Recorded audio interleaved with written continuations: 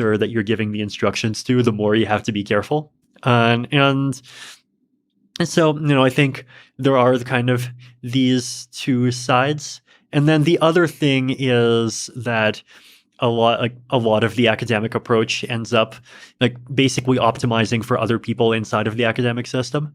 Right. And it doesn't really optimize for like curious outsiders. Whereas like I personally, Matt, like totally optimize for curious outsiders, or at least I feel like I strive to. So I guess like that's my case for why I like tends to behave in ways that occasionally traditional academic types criticize as being reckless.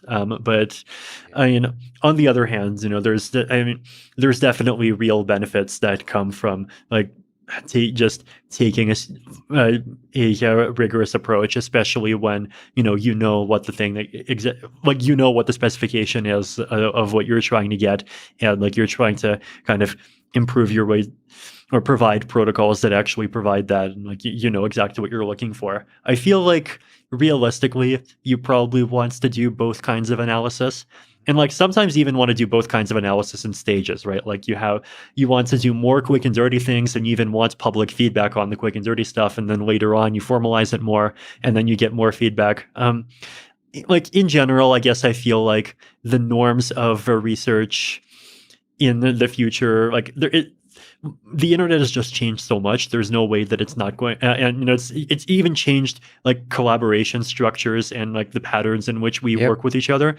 There's no way that the correct structure for collaborative research is the same as what it was 15 years ago. But like, what combination of these existing components and of new ideas it is, like that's something that's totally legitimate to kind of fight it out. And I think it's great that there's different ecosystems that have different attitudes to things. Like I think there's a big possibility that things that the Ethereum ways that the Ethereum ecosystem approaches some problems is totally wrong. If there's other ecosystems with different principles and they do well, that's something that we can learn from.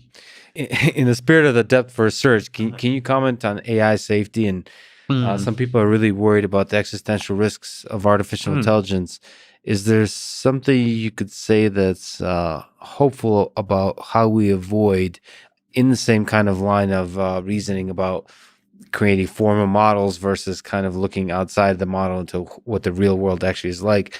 Is there some lessons from that we can take and map onto the AI safety world, where the potentials of the technology, whether it's in autonomous weapon systems or just the paperclip problem, that we can avoid AI destroying the world?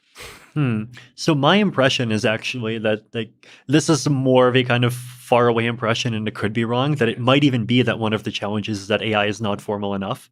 Like, because AI is very like practitioner oriented.